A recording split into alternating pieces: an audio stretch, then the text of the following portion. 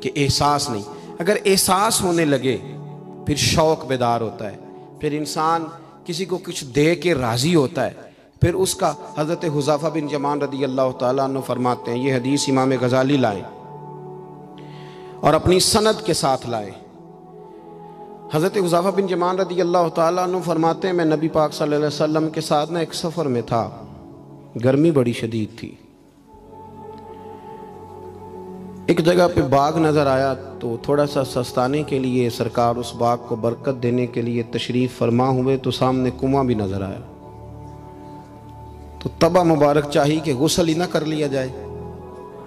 کہتے ہیں حضور سید عالم علیہ السلام کنویں کے قریب چلے گئے غسل فرمانے کے لیے، تو کپڑوں سمیت سرکار غسل فرما رہے تھے، پھر بھی مجھے فرمایا کہ ذرا چادر تان کے نہیں کھڑے ہو جاتے؟ یہ نا زیادہ شرم والا ہوتا ہے کھلا لباس، اس میں زیادہ احساس ہوتا ہے۔ یہ گرمیاں آتی ہیں نا تو سمجھدار آدمی بھی خالی بنیان میں گھومنے لگتا ہے، سیاںا بندہ بھی اچھا نہیں لگتا، تہذیب کے مطابق نہیں۔ ہماری وزاداری جو ہوتی ہے وہ باہر ہی نہیں، گھر کے اندر بھی ضروری ہوتی، بیٹیاں ہیں، بہنیں ہیں گھر کے اندر، بڑا اچھا رویہ انسان کا ہو تاکہ خوبصورتیاں اور خوشبوئیں بکھریں۔ کپڑوں سمیت غسل فرما رہے ہیں، اور حضرت حذیفہ بن یمان کہتے ہیں میں چادر تان کے کھڑا ہو گیا، سرکار تھوڑے سے غسل کے بعد فرمانے لگے، حذیفہ گرمی بڑی تھی، نہانے میں بڑی لذت آ رہی ہے، تو میں تھوڑا اور نہ نہاؤں؟ تو میں نے کہا حضور میری تو نوکری قبول ہو رہی ہے، میرے لیے تو سعادتیں۔ کہتے ہیں سرکار نے تھوڑا غسل کیا، اب حضور بس کرنے لگے تو میں نے عرض کی، میں نے کہا یا رسول اللہ میری خواہش ہے کہ تھوڑا اور غسل فرمائیں۔ سرکار نے تھوڑا اور غسل کیا، میں نے کہا حضور اور کریں۔ کچھ دیر حضور غسل کرتے رہے، تکمیل غسل پر میں بڑا راضی تھا، کلیجہ بڑا ٹھنڈا تھا کہ آج میری خدمت قبول ہوئی، آج میرے حصے میں یہ سعادت آئی۔ کہتے ہیں جب میں فارغ ہوا نا تو حضور فرمانے لگے چل اب تو بھی غسل کر، تو بھی غسل کر اب۔ تو میں غسل کرنے لگا تو فرمایا ادھر دیکھنا میری طرف۔ یہ ہمارے ہاں نا کچھ لوگ بن کے بیٹھ گئے، اور انہوں نے سمجھا کہ شاید چونکہ میں لیڈر ہوں، شاید میں سربراہ ہوں، اور باقیوں پر لاگو ہے کہ میری گاڑی کے پیچھے دوڑیں اور میرے نعرے لگائیں۔ دیکھو جب انسان انسانوں کے اندر احساس پیدا کرنے کی طرف دیکھے گا تو سب سے پہلے میرے محبوب کی زندگی سے درس حاصل کرے گا۔ سرور کائنات صلی اللہ علیہ وسلم نے کہا غسل کرو، کہتے میں غسل کرنے لگا تو محبوب فرمانے لگے چادر مجھے دو، میں تان کے کھڑا ہوتا ہوں۔ کہتے ہیں میرے تو پیروں تلے زمین نکل گئی۔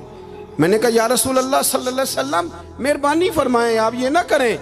تو حضور نے فرمایا تو نے کیا ہے نا تو میں کیوں نہ کروں؟ کہتے ہیں اب حضور نے حکم دیا تو میں نے چادر سرکار کو پیش کر دی، حضور تان کے کھڑے ہو گئے تو میں جلدی سے غسل کر کے فارغ ہو گیا۔ میں نے کہا حضور نہا لیا ہے؟ فرمایا حذیفہ مجھے گرمی لگ رہی تھی تو تمہیں بھی لگ رہی ہوگی نا، صحیح کر کے غسل کرو۔ کہتے ہیں میں غسل کر چکا، یارو ذرا اس کی لذت تو محسوس کر لو۔ کوئی حرج نہیں یار، اگر کوئی کام ہمیں کبھی اپنے ہاتھ سے کرنا پڑ جائے کوئی مسئلہ نہیں۔ اگر آسمانوں پہ چلو گے تو زمین والوں سے پیار نہیں بڑھے گا، اور اگر زمین والوں کے بیچ رہو گے پیار کرو گے تو محبتیں بڑھیں گی۔ حضرت حذیفہ بن یمان کہتے ہیں کہ میں پھر تھوڑی دیر غسل کے بعد عرض کی حضور کر لیا غسل؟ تو کہتے ہیں اب سرکار نے میری طرف غور سے دیکھ کر فرمایا حذیفہ دو حرفی بات ہے، جتنی دیر میں نے غسل کیا تم بھی اتنی دیر ہی کرو گے، اور کرو گے تو بات ختم ہوگی ورنہ یہ بات ختم نہیں ہوگی۔ حضرت حذیفہ بن یمان فرماتے میں نہا بھی رہا تھا اور مدینے والے رسول پہ درود و سلام بھی پیش کر رہا تھا۔ دیکھو اگر یہ شدت آئے نا، دیکھیں میں اکثر دوستوں سے کہا کرتا ہوں کہ میرے جیسے آدمی کو نا بن جاتی ہے عادت سٹیج پہ بیٹھنے کی، آپ یقین کریں بن گئی ہے، مثال نہیں دے رہا صحیح کہہ رہا ہوں۔ اب کئی دفعہ ایسے ہوتا ہے کہ بہت ساری محافل میں نا چاہیے نا بندہ پیچھے بیٹھ جائے، لیکن وہ ایسی جو نجی جو اساتذہ کی ہیں، جو بزرگوں کی ہیں، جن میں بڑے بیٹھے، ان میں بھی کئی دفعہ شک ہونے لگتا ہے کہ آگے ہی جانا ہے، حالانکہ نہیں جانا۔ اور کئی ایسے چودھری صاحب، پیر صاحب، صوفی صاحب ہوتے ہیں جو گردن اٹھا اٹھا کے نقیب محفل کو دکھاتے ہیں کہ میں آ گیا ہوں، کر لے اعلان کسی طریقے سے، پھر آپ تنگ ہوتے ہیں۔ پھر دیکھیں نا اس محفل کا بھلا مہمان خصوصی میں تو نہیں، اس میں محفل کے تو مہمان خصوصی وہ ہیں جنہوں نے یہاں جھاڑو دیا ہے، جنہوں نے لوگوں کو دعوت دی ہے، اور جو بیٹھ کے دائیں بائیں دیکھ کے بڑے راضی ہو رہے ہیں دل ہی دل میں کہ دیکھا ہماری محفل کتنی کامیاب ہوئی۔ ذوق پیدا ہو رہا ہے، شوق پیدا ہو رہا ہے۔ ہم اگر احساس کرنے لگیں، تھوڑا سا بیچ رہنے لگیں لوگوں کے، حسن پیدا ہوگا، پیار بڑھے گا، بھائی کے ساتھ رشتہ مضبوط ہوگا، دوستوں کے ساتھ تعلق مضبوط ہوگا۔ یہ جو ملازم چھوڑ کے چلا جاتا ہے نا، اس کو 5,000 زیادہ ملتا تو نکل جاتا ہے، اس کی وجہ یہ تھی کہ آپ کا اس کے ساتھ رشتہ مضبوط نہیں تھا۔ اگر تعلق مضبوط ہو جائے، مولا علی شیر خدا، مولا کائنات حضرت مولا علی شیر خدا کرم اللہ تعالی وجہ الکریم کا خادم کہتا ہے مجھے ایک دن فرمانے لگے، یعنی خادم کو، غلام کو فرمانے لگے یار کپڑے تیرے بھی پرانے ہو گئے ہیں تو میرے بھی ہو گئے، چل خریداری کرنے نہ چلیں۔ کہتے مجھے لے گئے بازار اور 2 جوڑے حضرت علی نے خریدے، ایک خاصا مہنگا تھا ایک سستا تھا۔ میں سمجھ گیا کہ مہنگا آقا کا ہے اور سستا غلام کا ہے۔ کہتے ہیں وہ تھیلے میں ڈالے، اٹھانے میں نے تھے، میں نے وہ اٹھائے اور میں چلنے لگا۔ کہتے ہیں جب وہ چوک آیا نا جہاں سے مولا کائنات شیر خدا کرم اللہ تعالی وجہ الکریم نے اپنے حجرہ نور میں جانا تھا اور میں نے اپنے گھر میں جانا تھا، تو حضرت مولا علی شیر خدا فرمانے لگے لا بھی بیٹا میرے والا سوٹ مجھے دے دے۔ تو بالکل طے شدہ بات تھی، میں نے وہ مہنگا جوڑا نکالا اور حضرت علی کی طرف بڑھایا تو حضرت علی فرمانے لگے یہ تو نہیں میرا تو وہ دوسرا ہے۔ تو وہ شخص کہتا ہے میں نے ایک فلسفہ بیان کیا، میں نے ایک علت بیان کی، ایک لاجک بیان کی۔ میں نے کہا حضور یہ آپ رکھیں اور یہ جو سستا ہے یہ میں رکھتا ہوں۔ فرمایا وجہ؟ کہنے لگا حضور وجہ بڑی سادی سی ہے، ایک پورا فلسفہ اس کے پیچھے، اور فلسفہ یہ ہے کہ آپ آقا ہیں اور میں غلام ہوں، تو آقا مہنگا پہنے اور غلام سستا پہنے۔ تو حضرت علی وہ والے عالم ہیں جن کو علم بھی مدینے والے رسول نے عطا فرمایا ہے۔ تو آپ حکم بھی کر سکتے تھے کہ نہیں تو لا میں نے وہی پہننا ہے، حکم بھی کر سکتے تھے، لیکن اس نے دلیل دی تھی نا، دلیل دی تھی نا، تو پہلے اس کی دلیل کو توڑنا ضروری تھا۔ حضرت علی کہنے لگے فلسفہ ہی تو نے بیان کرنا ہے تو اپنے والا نہ کر، تو میرے والا کر۔ اس نے کہا حضور کیا مانا؟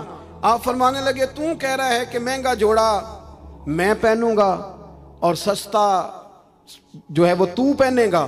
فرمانے لگے تو نے یہ دلیل بیان کی ہے کہ میں آقا ہوں تو غلام ہے، تو فرمایا تو میرے والی علت لینا۔ حضور وہ کیا؟ آپ فرمانے لگے تو پہن مہنگا اور میں پہنتا ہوں سستا، دلیل یہ ہے کہ تو جوان ہے اور میں بوڑھا ہوں، تو جوانوں کو پہننے چاہیے مہنگے کپڑے، بوڑھوں کا تو سستوں سے بھی گزارا ہو جاتا ہے۔ تو وہ خادم کہتا ہے میں لاجواب ہو گیا، اور پھر وہ قیمتی جوڑا مجھے دے گئے اور سستا جوڑا وہ لے گئے۔ کہتے ہیں شیر خدا تو چلے گئے، لیکن ساری زندگی میں سوچتا رہا کہ کائنات میں دوبارہ ایسے لوگ دنیا میں آئیں گے صحیح، یہ ملیں گے صحیح۔ احساس کی جب شدت ہوتی، اب یقین کریں اس ملک کے اندر 2 چیزیں اتنی شدت سے عام ہوئی ہیں، اتنی شدت سے، ایک پروٹوکول، ایک VIP کلچر۔ ان دونوں چیزوں نے بہت سارے لوگوں کو پیچھے کر دیا۔ اب تو بہت سارے غریب ایسے ہیں جو بیچارے قریب ہی نہیں آتے، وہ کہتے ہیں نہیں میرے والا کام ہی نہیں، وہ پیچھے، وہ شہرت سے بچنے والا پیچھے پیچھے رہتا ہے، اور میرا جی چاہتا ہے ساری غزلیں اس ظالم کے نام کریں۔ کچھ لوگ بیچارے بالکل پیچھے ہو گئے، مایوس ہو گئے۔ وہ کبھی حکومت بدلتی ہے تو ان سے کہا جائے نا حکومت بدل گئی ہے، تو وہ 2 حرفی بات کرتے ہیں، کہتے ہیں جو مرضی آ جائے ہم نے تو محنت کر کے کھانا ہے، صبح کام پہ جائیں گے تو شام کو روٹی کھائیں گے۔ وہ بہت سارے نظام سے دیکھیں نا، یہ سیاسی تبصرے وہ بندہ کرتا ہے جو روٹی پیٹ بھر کے کھاتا ہے، اور جس بیچارے کو پتہ ہے نا کہ جو گھی صبح لایا تھا وہ ختم ہو گیا ہے، اور صبح بچوں نے ناشتے کے لیے جب پراٹھے مانگنے ہیں تو گھی کوئی نہیں، تو وہ پھر سیاسی تبصرے نہیں کرتا، وہ تو تکلیف میں۔ اللہ کے محبوب صلی اللہ علیہ وسلم نے نا احساس کی دولت تقسیم کی تھی۔ مسند امام احمد بن حنبل میں حدیث ہے، حضرت بلال حبشی رضی اللہ تعالیٰ عنہ فرماتے ہیں میں نے عصر کی نماز کی اقامت پڑھ دی تھی، ایک بدو آیا، ایک یہودی کا غلام، کہنے لگا یا رسول اللہ صلی اللہ علیہ وسلم میں بڑی مشکل میں ہوں، اگر آپ میرے ساتھ چلیں، میرا چھوٹا سا کام کر دیں تو میری وہ مشکل آسان ہو جائے گی۔ سیدنا بلال حبشی فرماتے ہیں نبی کریم نے نمازیوں سے فرمایا اقامت ہو چکی تھی، فرمایا تم بیٹھ جاؤ، میں ذرا اس بدو کا کام کر کے آتا، تم ذرا بیٹھو۔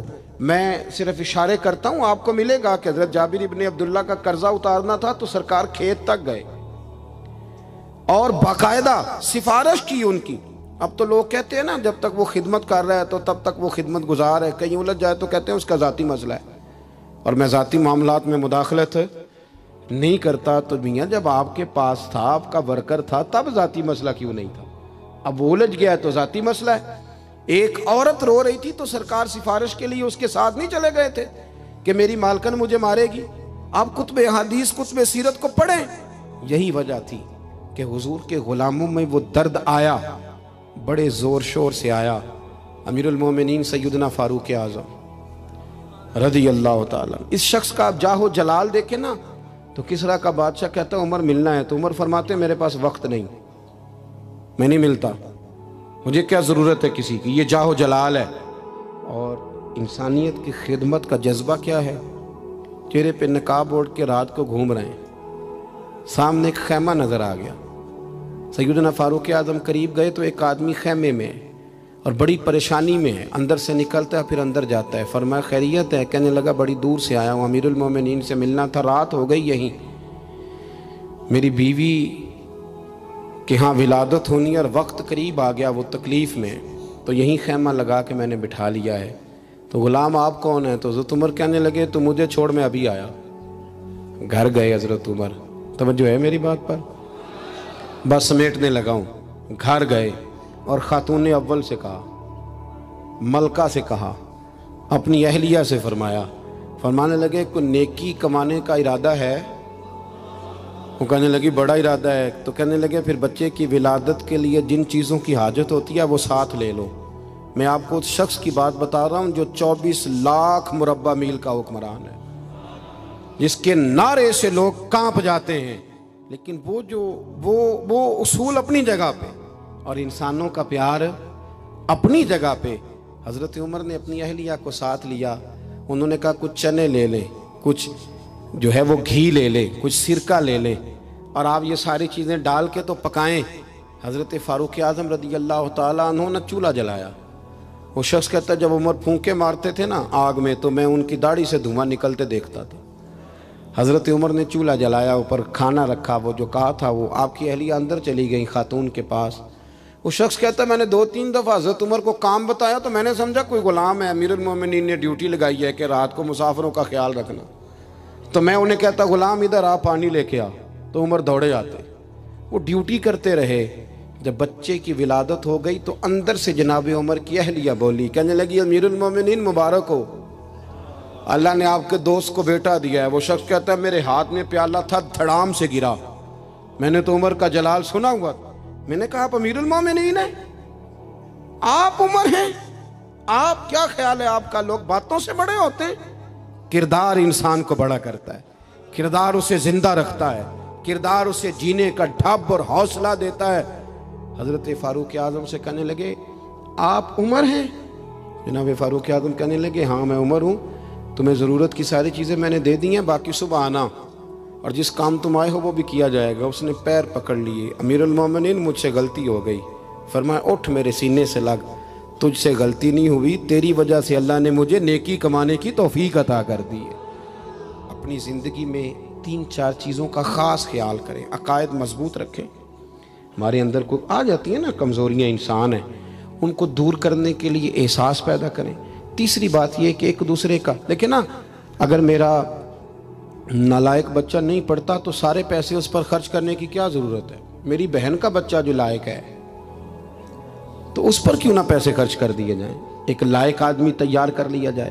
احساس پیدا کریں گے، تھوڑا تھوڑا آگے بڑھیں گے تو آپ دیکھیں گے معاشرے کے اندر کس تیزی کے ساتھ لوگوں کے مسائل میں کمی آتی ہے اور خیر تقسیم ہوتی ہے۔